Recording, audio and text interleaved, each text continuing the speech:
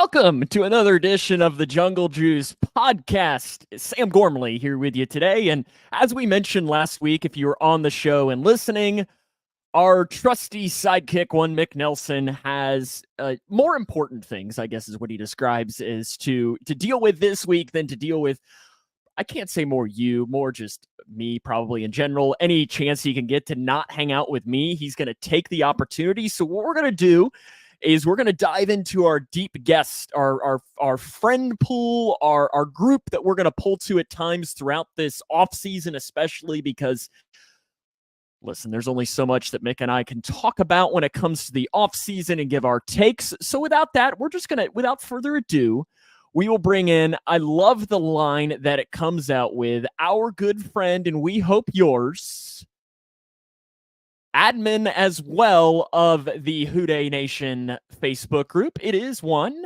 Mr. Alex Schubert. And let's see and try if we can get to this. Okay, that's not what I wanted, but we'll figure it out at some point. Alex, we appreciate you taking the time to join in. We've been wanting to do this forever, but luckily it's finally coming true. You know, I got to be honest, Sam. I thought I was going to be on Locked On Bengals, but I'll take this instead. You know, do I not look like James Rapine? You do not look like James Rapine. I got kind of more like in between Rapine and Lisco kind of vibes. Yeah, I can see that. I feel like I'm more of the Paul Dehner Jr. with hair. Does that work? Yeah. Yeah, I could see that. Oh, Megan, we appreciate you joining in. Yes, you can finally put a face to the name. I don't know if that's necessarily a good thing or not, Megan, but it's going to be great. Alex is one of the admins of the Houday Nation Facebook page. He is also the host of FU We Like the Bengals, a podcast as well. Correct. You usually go only during the season, correct? But how can people find that as well? So we usually go like every week during the season, and then we were supposed to do off-season episodes last year, but things kind of like my co-host Lloyd and I, we just kind of struggled to schedule it. But we're going to do like off-season episodes. We're going to have like guests on. We're just going to like talk and just same. No, man, I'm going to get yelled at a lot in this thread, aren't I? We usually do as well. We've already had haters and everything that have popped in, so it's usually a lot of fun that we get to have. Oh yeah, I have. So we get reports in from like posts that people like, hey, don't allow this. Your podcast has been reported multiple times. Yes, people don't like us. I blame Mick primarily, just because, like I said, Mick, we've been doing this podcast now since about early August, I think is when we began it. Late July, early August, something like that. Yeah. And Mick still wins for having the worst take of the podcast so far. And I'm just glad that he holds that, as he said that he thought the Baltimore Ravens were going to be the primary regression candidate in the AFC North. And turns out, but then again, we both have had some pretty awful takes throughout this time. And I'm sure if we're being honest, Alex, on this podcast today, we're going to be predicting and talking about the offseason. We're probably going to have some pretty awful takes between the two of us as well. Yeah, we have no idea what's going to happen. We don't work for the Bengals. Like, I've had multiple people comment on threads as if I'm the GM of the Bengals. I always love that when people think, like, just because somebody is an admin of a Facebook page or a group, or heck, even journalists, like, they don't know everything. And most of them would admit that to you. Now, listen, they're great resources when it comes to it, but most of them are just, they're trying to figure it out as much as we are. But that's kind of what makes it fun in a lot of ways, too. Like, when people comment on, like, a Twitter, like a Bengals Twitter post, like, it's just a bunch of, like, 24-year-old social media interns. They don't know anything about, they have no pull on transactions. They just can't be like, hey, Jake from Middletown wants us to get Justin Jefferson.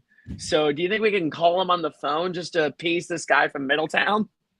Yeah, I mean, because one of these days it'll actually work, and I'm sure that, Mike Brown one day or Duke Tobin's going to walk into the social media intern's office and be like, hey, you remember that one guy that keeps tweeting us about that one thing? What did he want again? Justin Jefferson? Well, great. We're going to go make that trade now. We are actually officially, because of our Twitter mentions and because of our social medias, Tuesdays officially are for tea. If you know, you know, right? If you know, you know. We appreciate you for tuning in to today's pod, though. We are weekly, of course. You can follow us on our Facebook page, Jungle Juice. We are on YouTube. We're on Twitter at Jungle Juice Pod or X or whatever we're calling it these days. I can't even keep track. But if you're into that, it's Twitter. It'll always be Twitter to me. That's how I speak from the heart. No one says X. No one does that at all. And then we're also on every single podcast platform. We're on Facebook. We're on, Spotify, iTunes, and Alex, Mick, and I always like to shout out the country that listened to our previous week, and shout out to Hong Kong and our listener from Hong Kong. We've had Belgium, we've had Sweden, we've had France, but we've never breached into Asia. So luckily, our takes have gotten us to Hong Kong. So shout out to our all listener across the world. You're in mixed bad takes. We are making it, something like that. Coming up on the show today, though, we're going to have our top 10 questions of the offseason. We'll talk a little bit about the playoffs as well. But first, we want to hit up our top stories of the week. Yes. And for us, really, throughout the season, this is really easy to do because we're talking about injuries. We're talking about this. We're talking about that. But right now, we're kind of in the dead period for Bengals because everybody's home. There's not going to be any free agent signings, really. There's not going to be any cuts. There's not going to be any contracts. There's not going to be any draft picks. There's no visits. It's really just waiting until the season ends, and then, free agency begins in early March. Yep. But what it is coaching search season. And Brian Callahan has been a busy man, we should say. Yes, he has. As earlier today, or I guess late last night, he did officially become the longest tenured offensive coordinator in the NFL after Pete Carmichael was fired in New Orleans. Now, we're going to come back to that Pete Carmichael in New Orleans in just a little bit. We'll call that like foreshadowing. But okay, you ready for these lists here of everything Brian Callahan's done this past week and coming up this week? Because it's lengthy. He's earned a lot of miles. He is. Officially interviewed with the Chargers on Tuesday. Correct. He interviewed with the Titans and Falcons Friday, Saturday last week. He is expected to interview with the Panthers tomorrow, and then he's having a second interview with the Titans next week. Which is an in-person interview, if I'm not mistaken. Correct, because almost all of these have all apparently been virtual, but the Titans are bringing him in person, which, for me, if I'm Brian Callahan, you're looking at this. I saw I think ESPN today tried to assign the best candidate for each job or something like that. And they signed him to the Panthers. And I was like, please, of all places, that's not the one I'd want to go. The Titans, though, would be kind of an interesting scenario for him. He's got a young quarterback there in Will Levis. Mm-hmm. Shout out to Kentucky. Yeah. He's got a solid defense, and he's got an atrocious offensive line. So he's used to that. And, he also has a receiver core that's he's got the aging DeAndre Hopkins. Then he has Treylon Burks, who so far has not really lived up to his potential whatsoever. No. Nick Westbrook-Ikine, which, by the way, you remember who Treylon Burks was traded in a 1-for-1 deal. You remember who the other receiver was in that 1-for-1 deal? Was that the A.J. Brown getting that pick? It was the A.J. Brown trade. I don't think that worked out great, did it? Not really. Well, actually, it didn't work out for the Eagles either last week. It got him to the Super Bowl last year, but this year, he was on a tear this year, but then he just kind of fell off a lot. Well, so did the entire team, though, if we're being honest. Yeah. Everybody in Philadelphia, I still would love to know what happened because I don't know. That it's just. I'm not going to lie, man. I did put 25 on the Bucs to win against the Eagles. I did when in my betting, I specifically stayed away from the spread and the money lines and everything just because I'm like, the Eagles are too good to continuously do this, but yet on I can't paper. Yeah, exactly. And that's what I'm saying is it's like at some point though, it's like, do you do what you did? But I knew that the minute I went in and put the Bucs, we'd see Eagles from last year and they'd roll. And I'd be like, well, now look at me. I put money on the Bucs and they lost by 30. They failed a tush push. They did, which was pretty much the point of showing you. But then again, they ran right at Vita Vea, which is Yep. probably not the greatest way to do that. Never. So that's the Brian Callahan news. He's interviewing. I think here's the thing. I'd be surprised to see Brian Callahan not get one of these jobs. Yeah, because I remember like Lou Anarumo was like interviewing everywhere. And I think like Arizona was a big target. Like Arizona was targeting him. And then it's like the Eric Bieniemy thing. Like Eric Bieniemy is brought up as like a head coaching candidate like every single year, and he just ends up not getting a job. So like he transferred from Kansas City to Washington, and he did.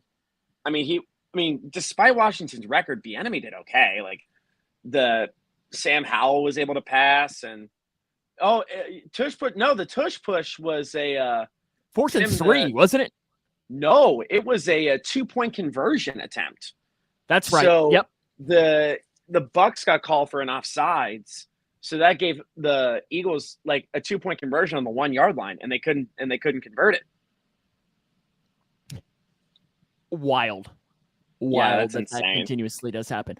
Wait, what were we talking about? I'm sorry. The Brian Callahan and his potential of leaving. Now, if he does leave, which I do expect him to potentially get one of these jobs, whether it's Tennessee, whether it's Carolina, whether it's Los Angeles, one of these jobs, I can see a team taking a shot at him. I know I was listening today to somebody that I know that's a Titans fan, and they said that they're Titans insiders, which I don't particularly follow, obviously.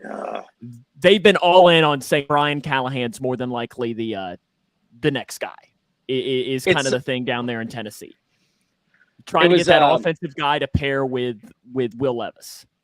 It's just like the Sean McVay type, where it's like Brian Callahan's like the young offensive. He's 38 or something like that? Something like that, yeah. He's young guy. Young offensive coordinator. He's had this incredible offense for the last 3. Like, even with the regression this year, like when the Bengals were good, they were elite this year. I mean, we saw it. I read the stat or heard the stat that I think the Bengals had Jamar Chase, T. Higgins, and Joe Burrow on the field at the same time for something like 125 snaps this year. Yeah, that's nuts. And if you just took those 125 steps or snaps, they'd have been the number 1 offense in the NFL. Oh, yeah. And next year they Tim, we're going to come back to this question here a little bit. I can give absolutely. a shout out to my good friend Roger here. Shout out to Roger for watching us here. Even though, Roger, we're still on Team Twitter. We're not saying quite X. We're not quite on that board yet. But I think to go back to Tim's question here, if Brian Callahan goes to be the head coach, who's going to be the offensive coordinator? I'd be shocked if it's not Dan Pitcher. That's what I'm thinking too. However, today, it was announced that Dan Pitcher is interviewing for the Saints offensive coordinator job. We mentioned Pete Carmichael a few minutes ago. He's going to be interviewing for that. Now, this kind of runs into the interesting story with that is, how long does he wait for Brian Callahan to get a job? Does he wait? Like, how does all of this kind of mesh together in everything that's going to happen with this? I think, it's literally just an interview. So like we won't know anything until Callahan gets a job, until Pitcher maybe gets a job. I will say if we lose Callahan and Dan Pitcher in the same offseason, that would kind of suck. Yeah. Now see, what would then happen, at least my prediction is they'd get Joe Brady. No, I'm kidding. For one, gotta get that LSU. Yes, trade here's for the thing Clyde with Joe Brady. Now that I actually Jefferson. Now, Clyde Edwards-Helaire, I really do think could be a legitimate free agent candidate that they could grab this offseason. On a cheap deal, I could see that for like a 1-year prove it for him to go back with Burrow. I think they could get, but that could be a conversation here for later.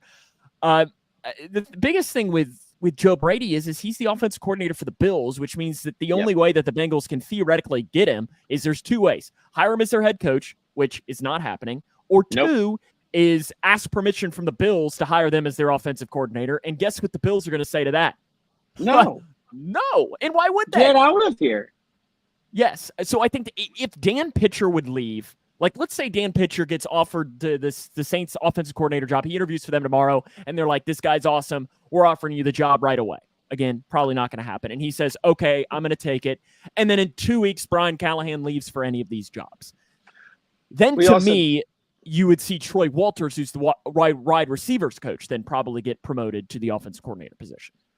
I mean, I'm going to go crazier, and this might be an off take for me, but like, I was just thinking about how Zach Taylor was the QB coach for the Rams, and then he was head coach for the Bengals.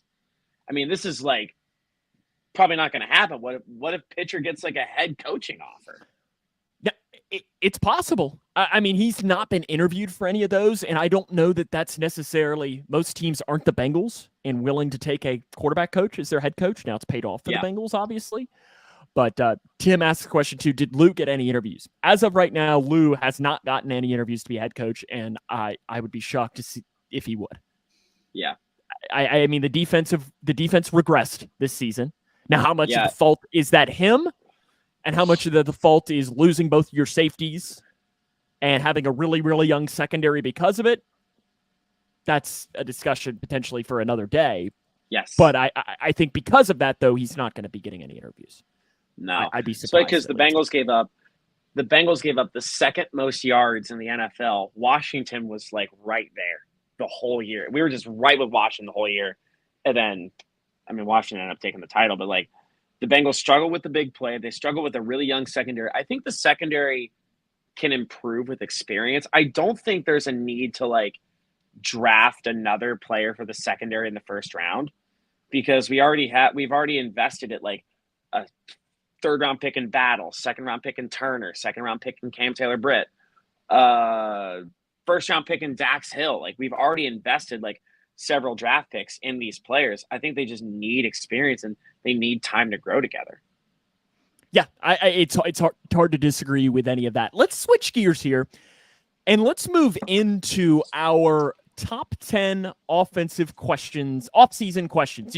Were you trying to sign something to me like you had another point that you wanted to make? We are switching gears, baby. Oh, switching gears. I didn't know if that was some sort of like sign language thing or something that you were trying to tell me that you had another point that you wanted to make, or what you were quite doing. You were just saying switching gears, which works. Because I think Megan, that you're right. Yes. There are multiple questions that you could look at with this offseason. In fact, Mick and I talked about a couple of weeks ago some of those questions, and listen, some of them were already answered and some of them are being answered. So we're going to revisit a couple of those, but we're also going to dive into some new ones, Alex and I. And we're going to spend just a couple of minutes on each one of these questions that we have. And maybe you at home have a question for us as well that you think that we might be able to drop. These are in no particular order, but Alex, we'll just start off here on the first one listed on our sheet here. Yep. Will the Bengals re-sign DJ Reader? My answer is, in a perfect world, yes. Because I was talking to literally about an hour ago, a friend of the pod, Harrison Butler, about this, because I am currently at my home comedy club, Go Bananas, and he was here too. But I was talking to him about this. Like, we have the sixth most cap space in the NFL right now. We have like $68 million. And Lou Anarumo clearly wants him back, so I don't see why they wouldn't. And I think a lot of our fans are kind of panicking right now. We're kind of assuming that like every player that's going into free agency, like Lou or DJ Reader, Higgins, Boyd, Awuzie, Jonah Williams. Oh, I've seen a lot of people be like, "Oh, where they're panicking as if we're going to lose every single one of them." That's not true. We have so much money to spend right now. So I think, I know DJ Reader had his quad injury, but I've also seen players rehab from injuries consistently, like way ahead of schedule. Like Aaron Rodgers tore his Achilles and potentially was going to return at the end of the year. That's insane. I do find this interesting here, Alex, more so just apparently our Facebook page is commenting to us. It has a mind of its own right now, and it's a little worrisome. I don't know if this is Mick trying to talk to us through the page, either that or we may have a spammer Jungle Juice page. Maybe it's a fake page or something, which I know we've had. But I think for me, the DJ Reader, the injury is the biggest question. And I know Mick and I have talked about this a lot over these last couple of weeks, is that injury in a way for the Bengals, getting him back might have been the best thing that could have happened. Now for DJ Reader, it was the worst thing that could happen, because I know that, Spot Track has been promoting him. This is true. This is very true. Mick and spam are synonymous. That is an accurate point. But they were projecting him to make about $18 million a year. Can the Bengals afford to drop, 3 years paying that $18 million a year when the Burrow contract is getting ready to come? You've got to pay Chase. Yep. You might have to pay T and so on. It's a question to ask. And I don't know that I necessarily know the answer to it, but I think because of the injury and him not necessarily being ready week 1, I think it makes it more likely that you could see them bring him back on a 1-year, $8 million or something. I'm not deal. opposed to that at all. And let's say, DJ, let's run it back. Let's go and let's roll. I think there's also, like, if they don't re-sign him, like Chris Jones is out there for the Cougars, which I get, sure. But like Orlando Brown came over last year, but like I think Lou wants to keep Reeder. I think he said this even after the injury, if I'm not mistaken. Correct. Like he's such a cornerstone of the defense.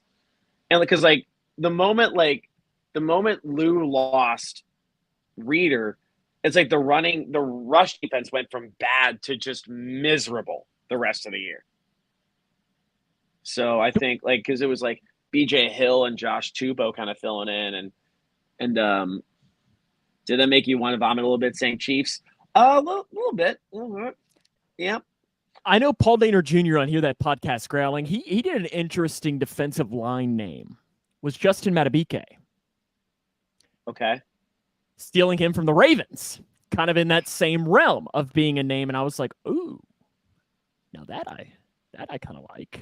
I haven't taken too much of a look at the defensive line. Yeah. I've been kind of looking. There you go, Megan. I've been kind of looking more at like the wide receivers, some of the safeties, because I do think if Boyd leaves, wouldn't mind Daquan Jones coming in. I wouldn't mind that either on a 1-2-year deal. I'm trying to think of who else is out there. I could blow up Swatrack. Yeah, I mean, and these are names that we can discuss too over these next couple of weeks as well. Yes. How about let's push over to this next question, because I think Tim brought up the point here with this. It's a 2-part question. I know it's one Mick and I have talked a lot about, but Alex, I'm curious on your opinion on it. Yeah. Josh is giving you points too on how to do this. I don't know if you'll be able to do this in mid. Damn it! Oh, I flipped my camera. Oh my! I guess just my. This is. I'm this upside is not. What will the Bengals do with T. Higgins? Is the first part of the question. But then the second part of the question, Alex, is what should the Bengals do with T. Higgins?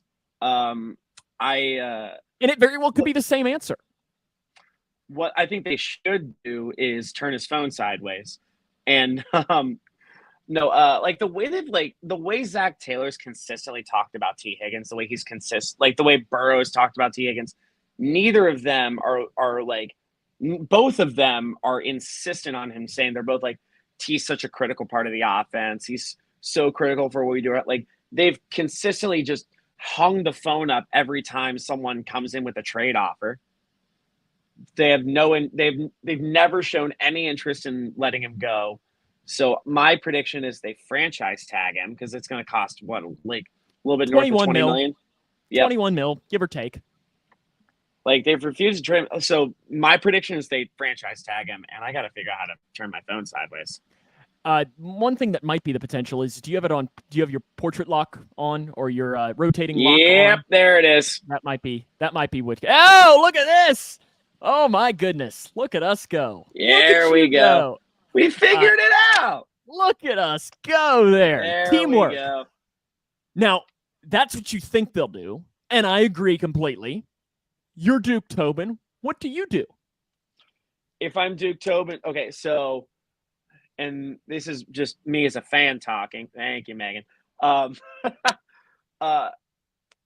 Me as a fan talking, I am running on the assumption that the Bengals are going. Screw you, Mick. Modern problems require modern solutions. Because I'm running on the assumption as a fan that the Bengals are going all in next year to try to win the Super Bowl. Especially since it's in New Orleans, you got to bring Joe back to his hometown. So, or not to his hometown, to his college town, where he played college football. And Jamar's hometown too. And Thad Moss's hometown. Oh no! Right when he mentions Thad Moss, he goes away. What? Right when you mention Thad Moss, you disappear. Did you just get excited? Yes, I got very excited and I got excited. But I'm running on the assumption that the Bengals are going all in next year. They're going to do everything they can to win the Super Bowl. Yes, the NFL is scripted. We've been over this. I'm actually a scriptwriter for the NFL. But I'm running on the assumption that the Bengals are going all in. They're going to sign. I hope they franchise T. I hope they sign Reader to maybe like a prove-it deal, like a 1-year deal.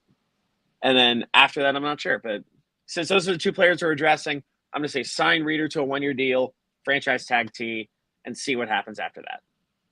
Yeah, and I think that that's the best move, is you're franchise tagging T. Higgins. But I think you're kind of, when you do this, you're putting him on the platter a little bit. Yeah. And you're saying, I'm more willing to listen today than I was 1 year ago. Now, with that being said, you're going to have to impress me with a trade for a tag and trade. Yep. But I will at least, because I think the Bengals last time, when somebody called them about this with T. Higgins, I think it was one of those that was immediately like, no, like, nope, decline. We're not talking to you. Now, I think they should at least answer the phone call and say, hey, what are you offering? Now, will they? I don't know. But I at least think that that's what they should do for this. Next question. You mentioned it a little bit ago when you were talking about the Washington defense. And one of the reasons the Washington defense and the Bengals defense were as bad as they were explosive plays. Yep. And giving them up. I know Mick and I talked about this a couple of weeks ago as well. And I think the Bengals gave up something like 130 plays of 20 yards or more this season. Which is absurdly bad. Absurdly bad. Can that be fixed in one off season? I think, or was it a fluke? I don't think fixed is a good term.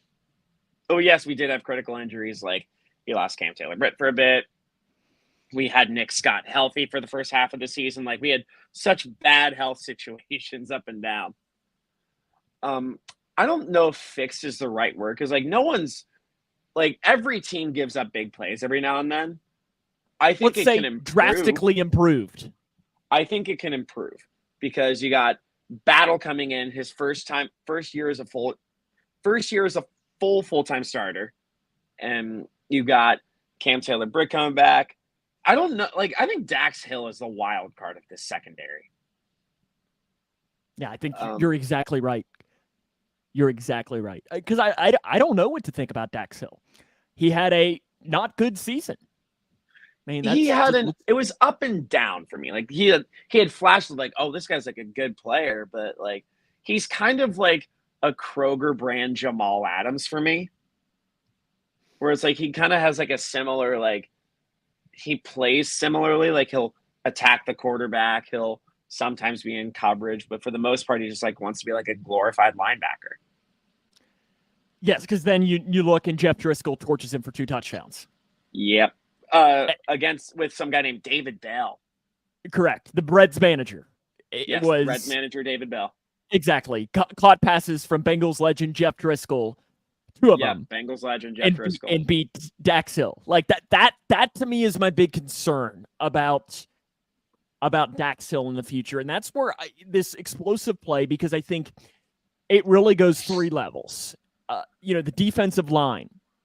Other than Trey Hendrickson and DJ Reader was a disappointment, I think is safe to say. BJ Hill, okay, you're Sam Hubbard.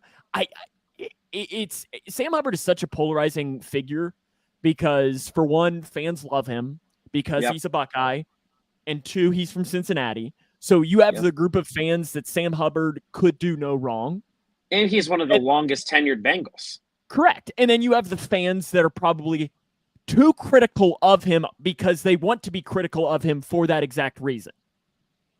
Like, I think you've got that. So because of that, you read Sam Hubbard things and you're like, oh my God, is is Sam Hubbard actually TJ Watt or Myles Garrett? And then you read someone else and be like, is TJ Watt actually like Wallace Gilberry of today? Like, is that what it is?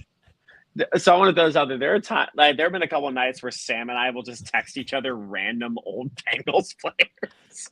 Yes. Fui Vakapuna? Like, just start. Dude, what's that fullback? Dude, Lorenzo Neal. Oh, yes. Well, I've got my sign that one of these days I'll hang up that has Jeremy Johnson's name on it. Oh. That my favorite Bengal of all time.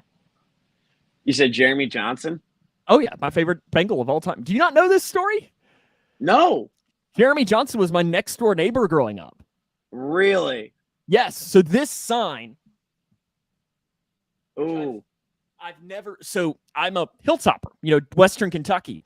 Yep. This is a sign that used to hang in the WKU locker room. That is every Western Kentucky player that has ever played for the Bengals. Oh, that's because so fun.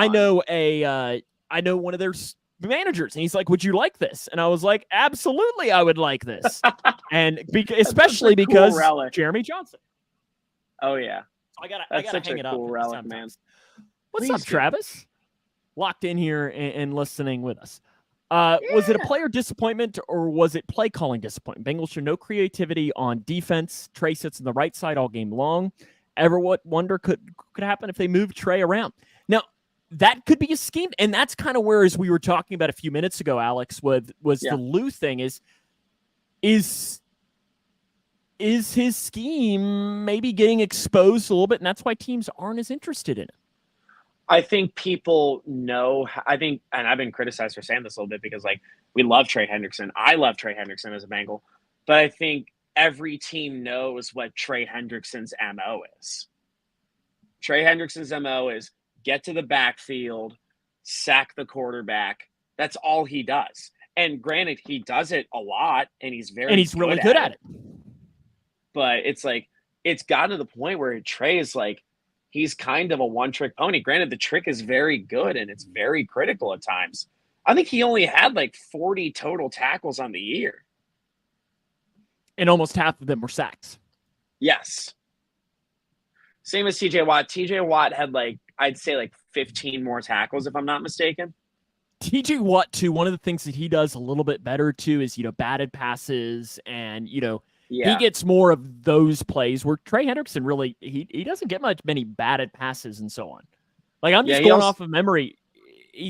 I don't know. It's just different kind of player with it as well, and different kind of way that they play. Well, Hendrickson had 17 and a half sacks and I think 16 tackles for loss as well. Correct. So, I mean, he had a great season. He was one of the main things. Let's move on to our next big question of the offseason, because I think we talked about explosiveness, giving up on defense. But to me, maybe even more important is how can the Cincinnati Bengals offense become more explosive? Because I think if we're being honest, the Bengals offense is slow. I think the biggest thing is you have to have everyone return to being fully healthy, because I love the Thunder and Lightning with Mixon and Chase Brown. And I hope Mixon keeps the Thunder role, granted, for however long he'll be there. I hope Chase Brown kind of recovers the Lightning role, where it's he's just the change of pace back who could bust out a 60-yard touchdown. We'll get to that in a little bit. He'll get the Thunder and Lightning, the Lightning role of I'll just bust out a huge run every now and then, just kind of like what Zeke and Tony Pollard did in Dallas when they were a tandem. So I think that's one thing. Another thing, you just got to get Burrow healthy. You got to get Burrow back. You got to get Jamar and T to be kind of like the 1A receiver. Because when they were all healthy and playing together consistently, they were one of the most explosive offenses in the NFL. So I think the big key is getting all of those players healthy. To me, I think it's a couple of points. Yeah. For me, one, I know you mentioned Joe Mixon, but I think for the Bengals offense becoming more explosive, the Joe Mixon era needs to be over as a Bengal. I love Joe Mixon. His days are numbered. Yes, and I think you need somebody new in that realm. Now, who is that? I'll be honest, I don't know that I necessarily know who that is right now. Now, I think your best option would be to try and find one of those free agents out there. Is it Zach Moss, from Indianapolis or so on? I'm not convinced he's a starter. In that realm. But that's kind of what you're wanting to see is he a starter? Is it worth trying to? Because he's sure a lot more explosive than Joe Mixon. Then I think what I'd also like to see is if we're being honest, I love Tyler Boyd. He's done as a Bengal. I think we can all probably agree that. But they need more explosion out of the slot position because Tyler Boyd lost a step this year. I think, I think it's absolutely is the truth that he lost a step and it needs to be a little bit better and quicker. I would love to see the Bengals pick up a guy like a Tutu Atwell or get in the draft, one of those guys who's literally almost a gadget wide receiver. I don't know is the right terminology for it. Okay. But to where he's lightning fast and he's a playmaker. Yes, Jamar Chase is a playmaker, but I think having a guy like that could take this offense to another level and could bring some of that explosiveness that I would not see. Megan brings up the point of Brock Bowers in the draft too. Now, listen, if you told me the Bengals could take Brock Bowers if he's there at 18, I'm running to the podium. Yeah, without question. He just won't be there at 18. There's no way. He's been a name that's been brought up a lot. I think people still have him in their minds because he was brought up as a guy that we thought we were going to draft when we thought we were going to have the 11th pick or the 12th pick or something like that. I feel like Megan and Tim were just kind of talking to each other in the comments. But I'm looking at the free agent list here.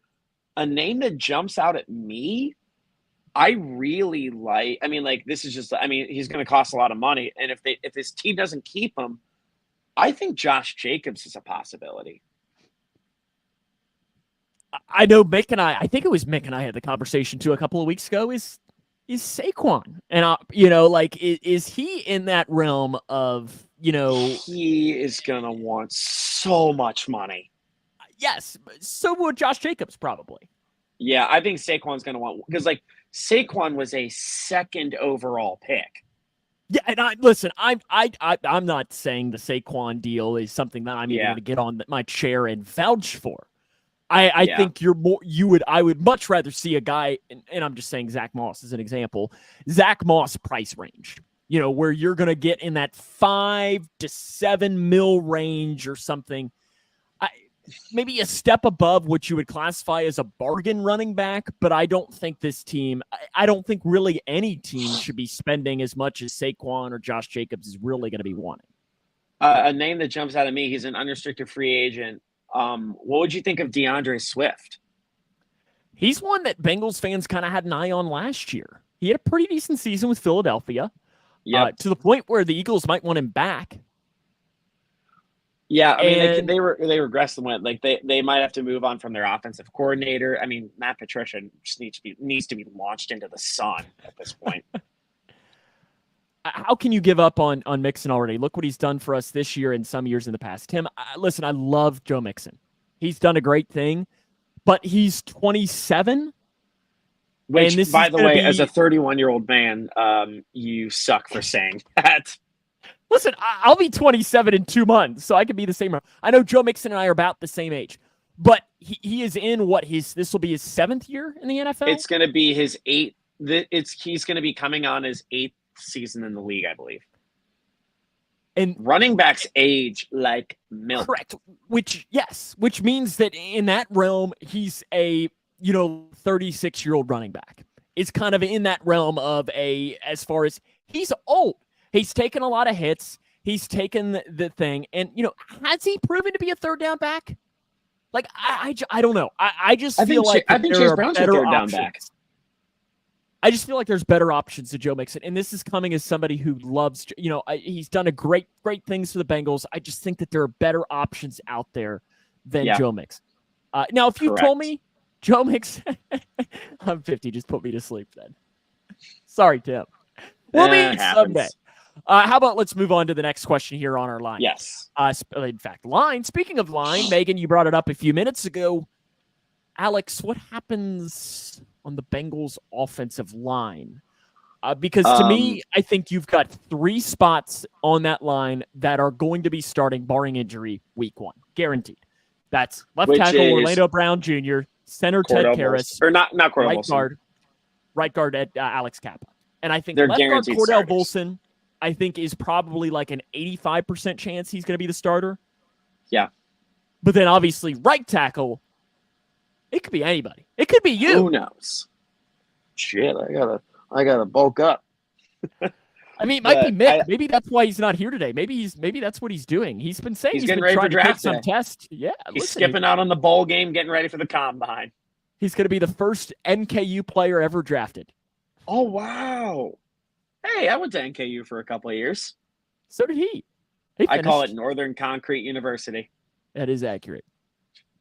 But I think, so the name we haven't said yet, obviously, is Jonah Williams. I like Jonah. I think he's gone.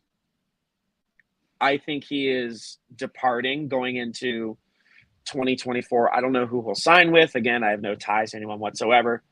But I think the draft is a possible way because like we need to get younger on the offensive line because like the Bengals, their only player on a rookie contract on the offensive line is Cordell Volson.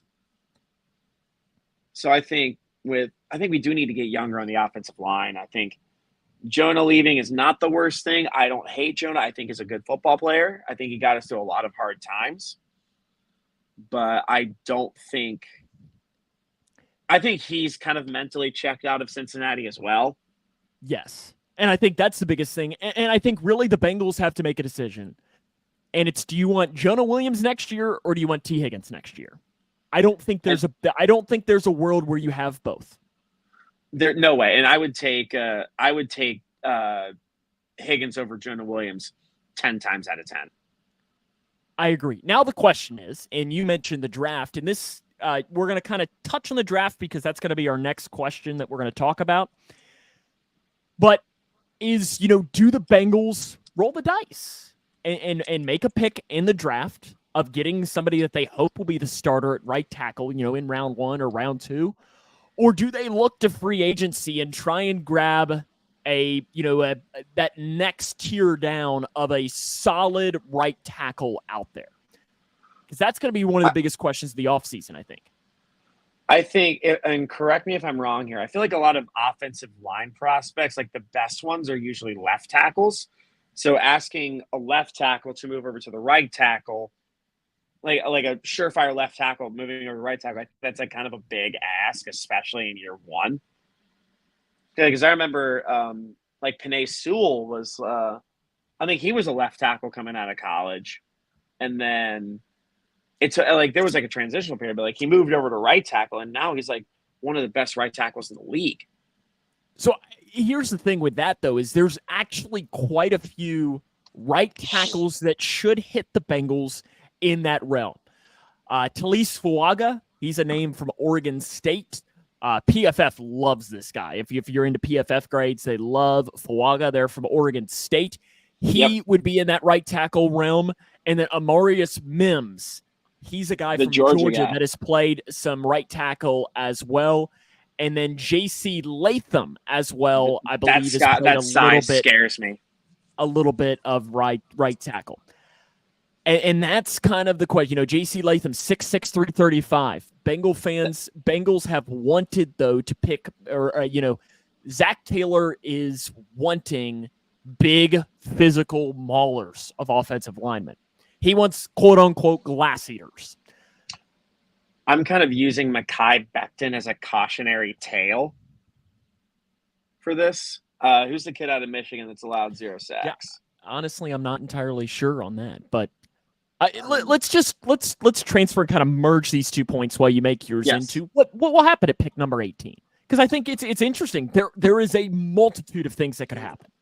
Yes. I think, well, like I said, Latham's size makes me nervous because, like I said, Mekhi Becton's kind of a cautionary tale. I think he's like, well, like Mekhi Becton was like, he was wowed by the scout, or he was just like, scouts would be wowed by him because he was like just this massive man. But if please do, Tim. Are you like sometimes I wonder like is he too big to be a consistent NFL player? Are you too big to like can TJ Watt just like zigzag around you because TJ Watt's fast? Like can JC Latham pick up or like keep up with like the speedy edge rushers? Is he quick enough to pick up or catch up with linebackers? Like with his size, if he's got a guy, he's got a guy. But with that size, I'm worried that. I mean, I'm sure he's great, but I have to look at how big Mims is. But So the big thing with Mims is health. He's struggled to stay healthy during his time. He's one of those that if he's healthy, he's graded out really well. But that big thing is if he's healthy. And the question is can the Bengals afford to roll the dice on a guy at 18 who could be great or could be a bust because he can't stay healthy? Now, I will say that, depth. No. And here's one of the biggest things, though, is you think about offensive linemen the Bengals have drafted that had a lot of injury worries and had injury problems in college, but everyone said they shouldn't have drafted, but they still did. Who does that sound like, though? Anthony Munoz. And again, I am not trying to compare Mims to Anthony Munoz, but there are scenarios where the injuries, go away in a realm. You don't know. There's no way to necessarily predict what could happen with a guy like that in that realm. For me, though, at 18, I think, offensive line is a definite potential. And I think more than likely you're going to see right tackle be the pick there. And then I think you also can see interior defensive line, potentially edge. I'd be a little bit more surprised to see edge, but I think interior defensive line. Murphy last year. Correct. I think interior defensive line is an option. Wide receiver, I think, could potentially be there if a guy like a Odunze falls. I love Romeo Odunze a lot. He's great.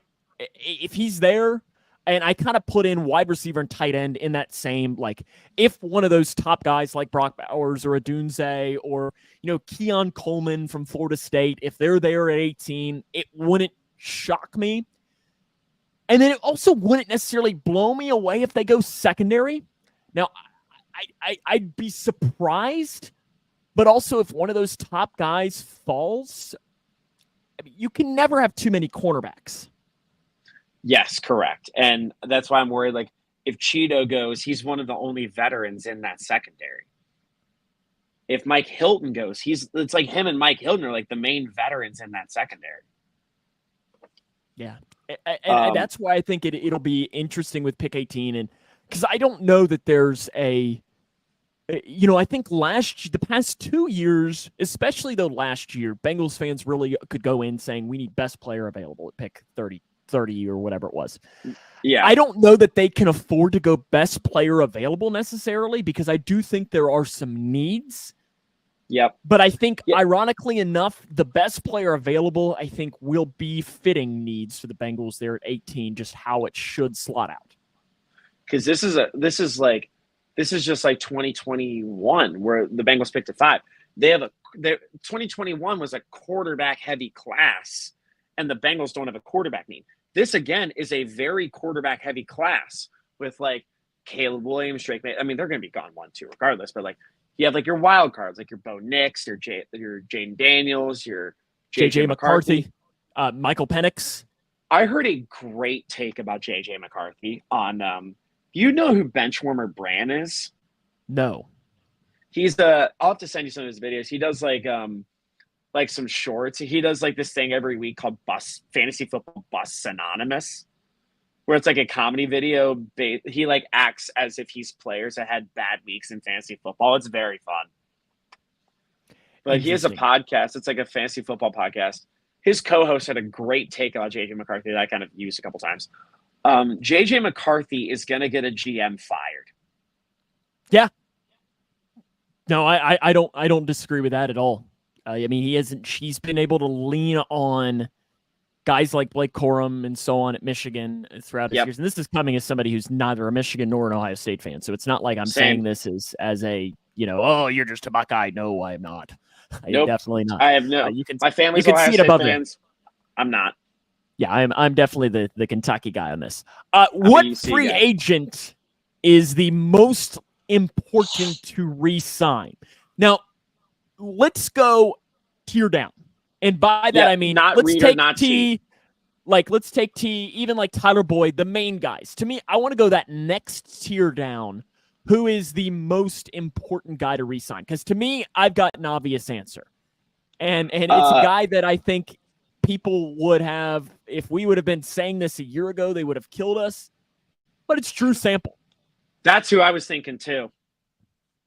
Because he is like, especially if you lose Jonah Williams, Ray Davis. Who is that? I'm not UK's running back. He led the SEC in rushing last year. There you go. But like, if you lose Williams on the right side of that line, you're gonna need blockers. And Drew Sample, I mean, people talk smack about him because he was a second round pick. Yes, he has not lived up to his second round potential. However, he is a legitimately good blocking tight end, and he can occasionally. Yes, we know. But like, he is a good blocking tight end, and he can occasionally make a pretty good catch. So I think with having Hudson at the top spot in the tight end depth chart, Sample second, I don't think that's bad. Yeah, I don't know that Hudson at the top of the depth chart necessarily excites me as much for next year. That could be a discussion Especially in a potentially for another receiving day. standpoint.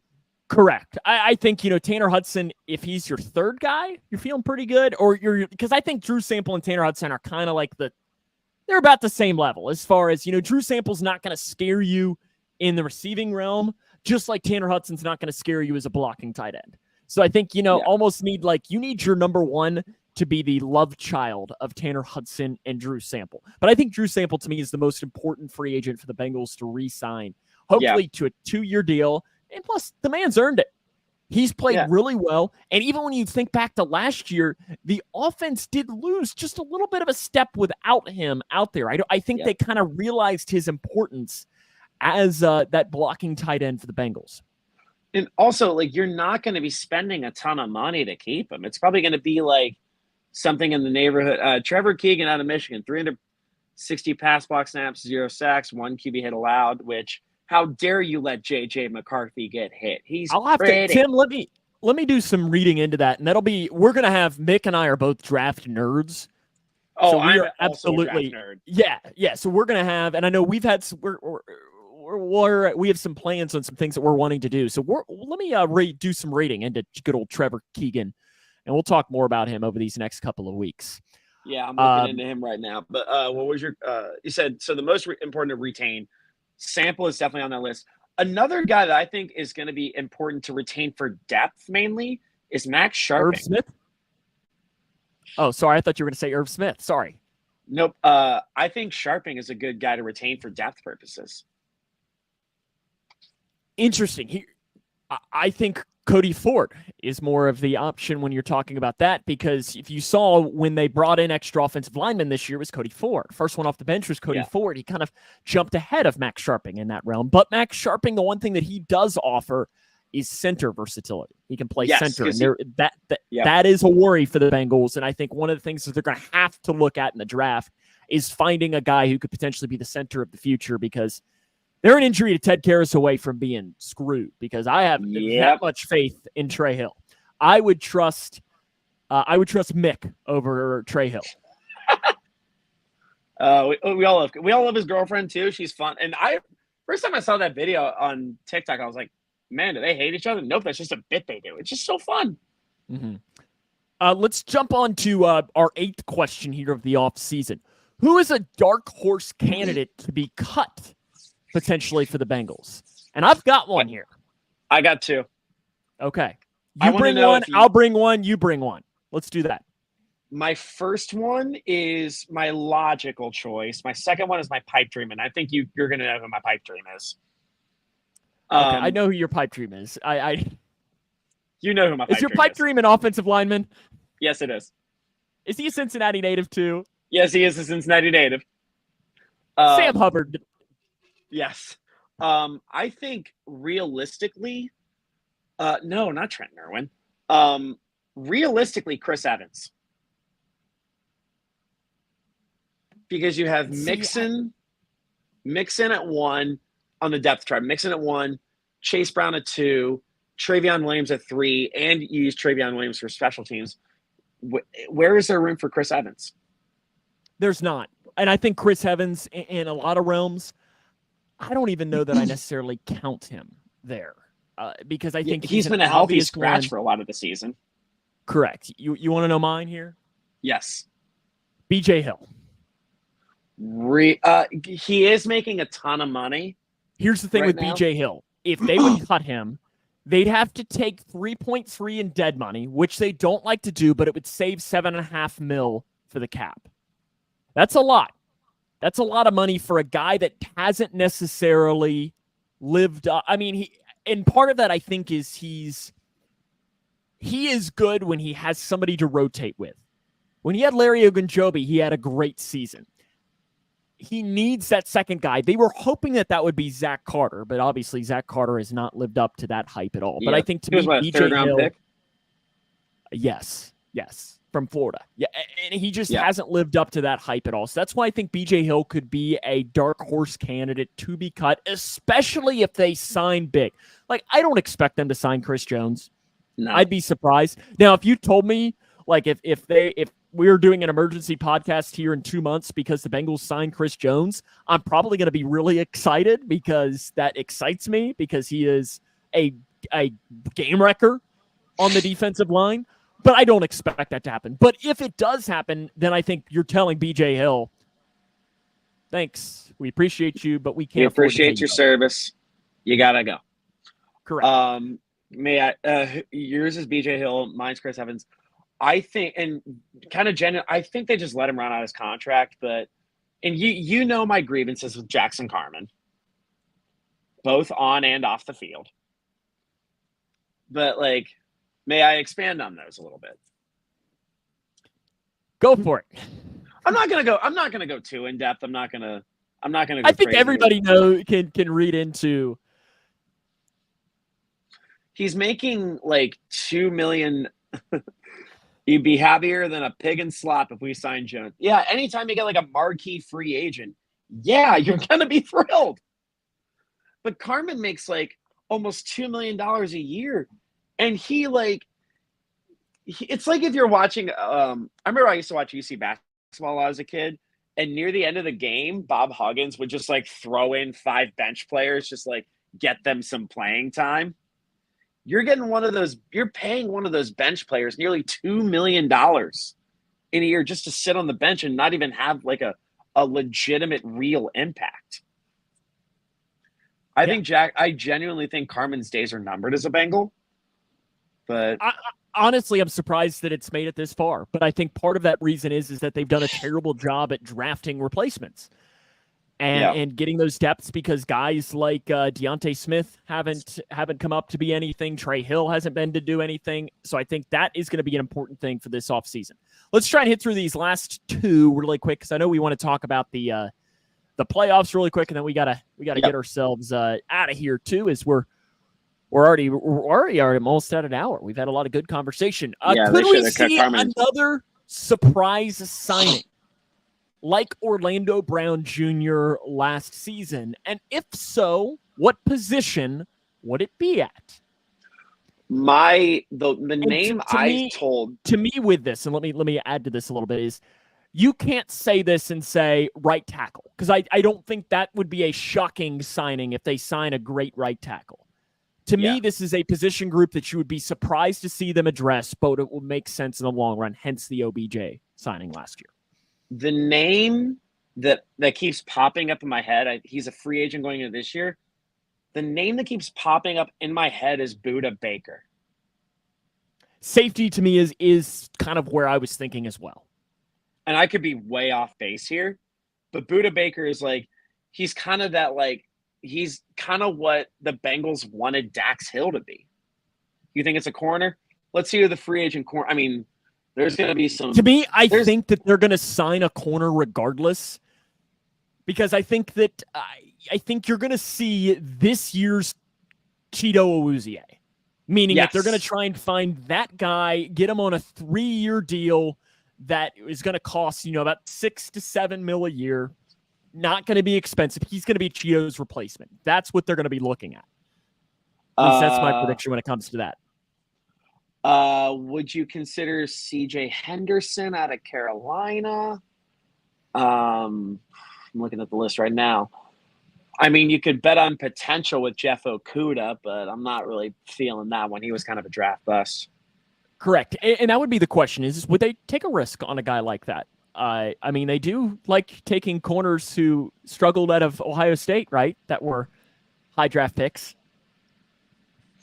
Yeah. And also, I think I've told you this before. My least favorite selling point for a football player or any athlete whatsoever, or regardless, is when they were drafted. That's the worst selling point for an athlete for me. Because like they're just saying like, hey, this guy was good. We thought this guy could be good 3 years ago. Because I remember when the Cowboys signed Billy Price this year, I think Ian Rappaport tweeted like he was a first-round pick in 2018. That was the first thing he brought up. Basically, just he was doomed. And the only reason that Billy Price was a first-round pick was because the Lions picked Frank Ragnow, the pick before. I was thinking That's about the only reason. The only reason. Because if not, the Bengals would have snagged him and just think we would have had our center for it. And yeah, Megan's right. Purdy shows that it doesn't matter. Tom Brady, pick 199. I mean, there's plenty of examples with that. The most valuable thing you can have in the NFL as a franchise is a great quarterback on a rookie deal. That's the most valuable thing you can have. And Purdy's making like $16 an hour in San Francisco. Yeah, so I think he does pretty much make just as much as the local McDonald's worker. Yeah, like that's why you're able to have Christian McCaffrey, Deebo Samuel, Brandon Ayuk, George Kittle, and Fred Warner, Tread Williams. There's just this insane. We know he was very disappointing. How about our final question here, Alex? Okay. Can the Bengals get back this offseason? Can they make the moves to be back? And I think to be back, I'm going to leave open to your interpretation as to how you want to read that. So like I said earlier, the Bengals have the sixth most cap space in the NFL going into this offseason. They have $68 million to spend. They can re-sign DJ Reader. They can re-sign. They might even be able to extend. Maybe then, like with Burrow's contract, who knows? Because like it's his fifth-year option going into this year. And then his salary doubles going into the following year. So they have a lot of money to play with right now. I think they re-sign Reader. I think they franchise tag T. And I think they go out and really fill other holes. I think they fill Boyd's position in the draft. Like I think they replace Tyler Boyd in the draft. That's my bold prediction. And yes, I think. Sorry, I've just been going on a tangent here, but to answer your question, yes, I think they can return to. I mean, they can absolutely return to form because when Burrow, T, and Chase were all healthy, they were unstoppable. They went in to San Francisco and mauled them. And that team might very well could win the Super Bowl. Yes, we hope. I mean, I've been waiting for a ring for my entire life in multiple contexts, and let's be real. One might come sooner rather than the other, right? Yeah. But yeah, I think the Bengals can return to form. I think to me, the biggest thing with it is I don't care what we need to do. If we need to sacrifice somebody, then we can find somebody to sacrifice. Get Joe Burrow a healthy training camp. Yep. Like, what do we need to do? Wrap the man in bubble wrap. Like, put him on the Aaron Rodgers, like, what does he take? Ayahuasca? Yes. I don't care what it takes, but to me, that almost in a lot of realms, the offseason doesn't necessarily matter if that happened. Like, if something happens again to Burrow, because it's honestly been wild. The calf, the appendix, COVID, the ACL. It is just wild when it comes to all of that. Throat contusion. Like, the man just can't stay healthy, but it's been all flukes, which is a wild thing. But like I know I've told you, and I've told Mick this same thing, this offseason for the Cincinnati Bengals is the most important offseason in years. Yep. Because I think it will make or break the future of the franchise. And I think like Burrow is saying like his Super Bowl window is his entire career, which up to this point, maybe, who knows?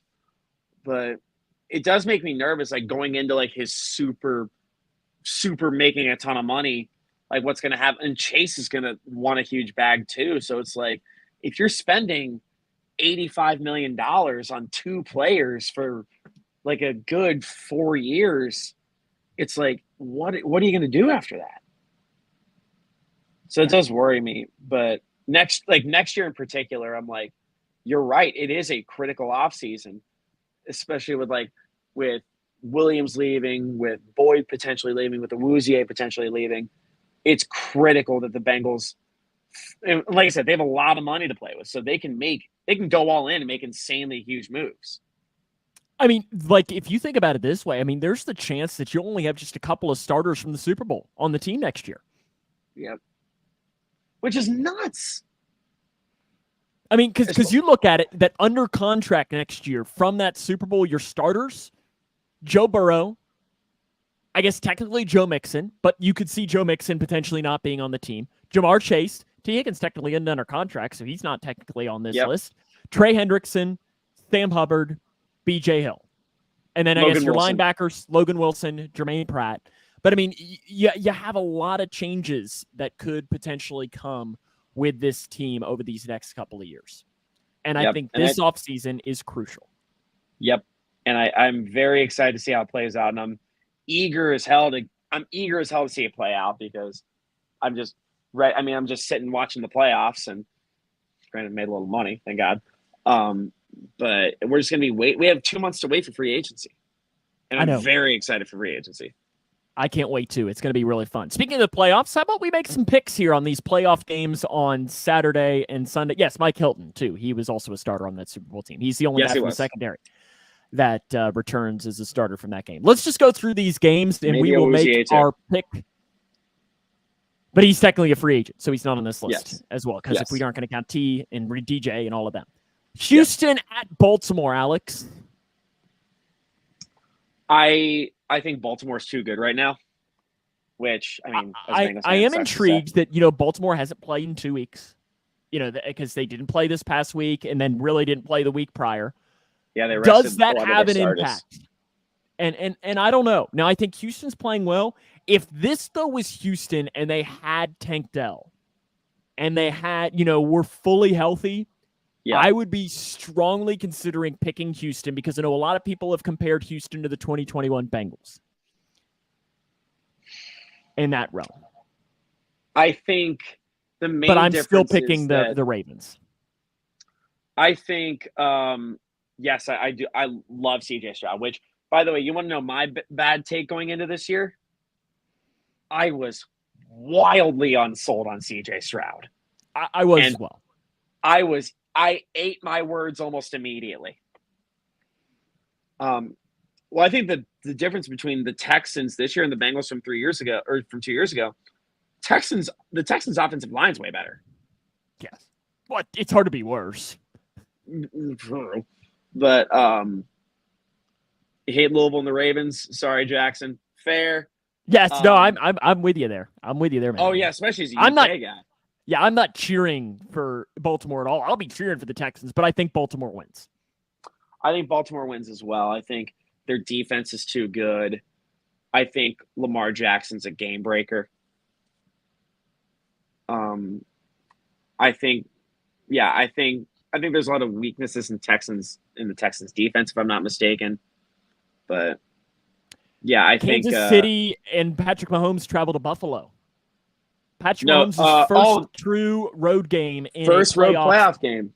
Not counting the Super Bowl, technically, that he did kind of play on the road in Tampa during COVID, but that technically isn't a road game, if you ask the NFL, even though it was at Tampa. Oh. I'm tempted to pick Buffalo. I am. That might just be because I really don't want the Chiefs to win. But then again, it's so hard to predict against Mahomes. But I think the fact that this game is in Buffalo is why I'm picking the Bills. That's not even why I'm picking the Bills. The Bills are shit hot right now. Sean McDermott is 6-0 since he said he supports Al-Qaeda. Since you remember when that came out? Yes. That was ridiculous. Well, I know, and we had some story that we were talking about today on our morning radio show that apparently There's some fans that think since Josh Allen has appeared in an ad with Peppa Pig, that apparently they haven't lost a game. So some people think it's all Peppa Pig. And as I said, well, that's better than 9/11. So it also could be partially Haley Steinfeld. Who knows? It could be just a mix of everything. So you're picking the Bills. I think the Bills can win this game. I think as long as they control. I don't get to listen to you all anymore. She's talking about our morning show here on Megan lives locally down here with me. Nice. I think the Chiefs they've been a lot weaker of a team this year. So I think if Allen kind of does what he did against Pittsburgh, I legitimately think Buffalo can win. I'm not saying that because I'm a Bengals guy. The Chiefs can win. I never want to fully count against Patrick Mahomes as much as I want to, but which might get our podcast deleted since we're talking about Patrick Mahomes right now. Yeah, I know we don't need the Swifties to come after us. Green Bay travels to San Francisco. Can the Packers pull off a second straight upset? No, I don't think so either. I think Jordan Love has been very good this year. I think he's been kind of he's probably been the most surprising quarterback in the league because Green Bay traded up to get him, and it was a move that was universally just hated throughout the entire league. But I think San Francisco is just too loaded as a team. Tim, I work for a radio station in Western Kentucky, K105.com, if you really want to listen to us talk about Grayson County things. It's fascinating. Megan. Grayson County things? Yes, it's great. We get to talk about all kinds of – get to hear me talk about the Cougars as far as football. Ooh. I agree, though, San Francisco wins. Tampa Bay and Detroit. I do enjoy Interesting the Cougars. Game. Anyway. Interesting game. I think Tampa Bay and Detroit. I think this is going to be the most fun game of the weekend, even considering Kansas City Buffalo. It's like because Mahomes and Allen, they're all over the NFL lexicon. They're everywhere. With this game, it's like I'm saying this as a Bengals fan, I like Baker Mayfield. I think he got a raw deal in Cleveland. I think he's been a legitimately good starter for the Buccaneers. I think this can be a really good game. I think it's going to be a high scoring game too. I'm cheering for the Lions just because I'd love to see the Lions. I look forward to calling games for Carson as well. Carson is Megan's youngest son. He's pretty much the next Jamar Chase. Dude, you love to see that. Yes, I mean he's tearing it up, playing football. I know she always posts videos of him, and he plays football as well for the junior pro teams down here. But Detroit's the team I'm cheering for. I know Megan asked who I'm cheering for. I'm cheering for Detroit Buffalo Super Bowl would be my best. I'd also be fine with Detroit Houston. Yeah, I just no Baltimore, no Kansas City, and really any of the NFC teams I'm fine with. Like I think Baltimore, Kansas City. Objectively, just boring. Yeah, it's just like Kansas City's there again, or Baltimore's there again. Yeah, and that's I think why Lions I really Bills would love a fun Super Bowl. Correct, because neither team's won it. You get that either in way, there, someone's going to win their first title. Exactly, and that's what I'd love to see. And I think Detroit is the Lions are very similar to the Bengals. They just broke their drought. It was really cool to see that. I know I have a couple Lions fans that I know, and it was just messaging them being like, I know exactly how you feel. And it's fantastic. Like, enjoy every single moment of it. Oh, yes. Yep, it was. And also, it's really pricey, and I'm going to call my friend about this. I'm considering going because, it's pricey as hell, but it's a 3.5-hour drive. You should. Lions, Ravens, I could see that. I got to figure out if I have the finances, but the lowest tickets are like $575. Yeah. I don't know that I can. But Bucks, Lions, I think the Lions are the better team overall. But the difference is Baker Mayfield and the Bucks. I've been writing about it a little bit for a website I write for. The Bucks and Baker Mayfield in particular, they love they relish in the role of being the underdog. They do. And the Bucs also have they're tied for the best record against the spread in the NFL because the Bucs are a 6.5-point underdog. They're 12-6 against the spread. And do you know who else was 12-6 against the spread this year? Bengals? Detroit Lions. Mm. The Bucs and Lions are tied for the best record against the spread in the league. Yeah, I think it'll be one of the better games of this weekend. So there are our picks there. Easily one for of the more this fun NFL games. Playoffs. Yeah, I mean, listen, I like that in the NFC games that I'm going to be able to watch and not have any, I'm not going to be rooting against anybody. I'm just going to be able to sit there and enjoy the games when I watch them this week. Alex, I appreciate you joining us, though. This was fun. Dude, I'd love to come back anytime. Yes, we will definitely have to have you back with Mick. I know we're planning on doing some things in the offseason and for draft and so on. We've got some plans in the works that we're going to have to definitely bring you back for. And I always like this question, and it's always comes off as extremely creepy. But where can people find you? Where can people find you as far as, on if you want to promote you're a comedian?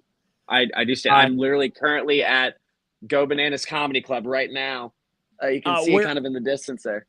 There it is. So if people want to, if they want to hear you do stand-up or see you do stand-up, do you have any local shows coming up? And then you're on social media as well. You have your own podcast. Give us your Alex Schubert spiel. So my Alex Schubert spiel is you can follow me on all social media. I'm at Big Schubes, BIGSCHUBES on Twitter, Instagram, TikTok, all the social platforms. I'm on Facebook a lot. I help Houday Nation is the main reason I have Facebook. People want to stalk you. Where can they find you? I will. I gotta go here in a sec. Yep. So Big Schubes on all the social platforms. Instagram, I post clips. I'm about to post a clip tomorrow. I have a local show. Sam, you are invited. If you're willing to make busy that day. Okay, well, February 25th, I will be at a place in Dayton, Kentucky. It's right across the river from Cincinnati. It's kind of a little bit from Newport. It's a place called the Commonwealth Sanctuary.